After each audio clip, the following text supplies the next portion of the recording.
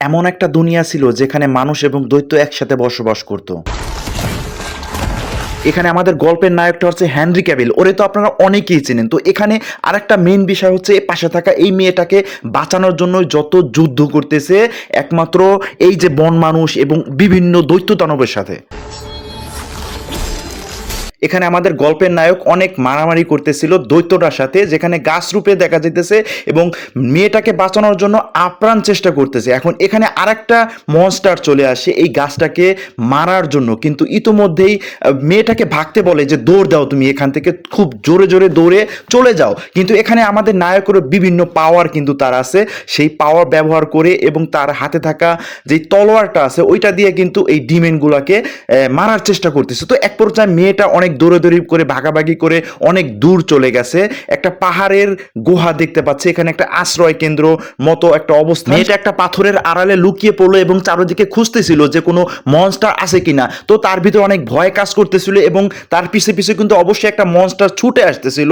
এখন এই মনস্টার থেকে বাঁচার জন্য অনেক চেষ্টা করতেছে এবং লুকানোর পরও তার মনটা মানতেছে না যে এখানে হয়তোবা মনস্টার চলে আসবে। মেয়েটা একদম পিছনের দিকে তাকিয়ে অবাক হয়ে যায়, একটা মনস্টার তাকে পিছু করতে করতে তার কাছাকাছি চলে আসছে। এমন তো অবস্থায় মেয়েটা ভয় পেয়ে দৌড়ে পালানোর চেষ্টা করে এবং একটা প্রকার আতঙ্কিত হয়ে দৌড়ে ছুটে চলার চেষ্টা করে।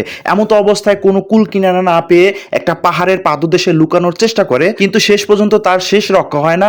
মনস্টারটা তার কাছাকাছি চলে আসে এবং ভয়ঙ্কর রূপে তার উপর আক্রমণ করা শুরু করে। এমন তো অবস্থায় মেয়েটা ভয়ে কাতরাচ্ছিল। মেয়েটাকে আক্রমণ করার জন্য মনস্টারটা একদম উঠে পড়ে লেগেছে এবং মেয়েটা একটা পাহাড়ের সাথে ঘেঁষে অনেক ভয়ঙ্কর রূপে তিনি অপেক্ষা করতেছিলেন, এখন এই বুঝি জীবনটা চলে গেল।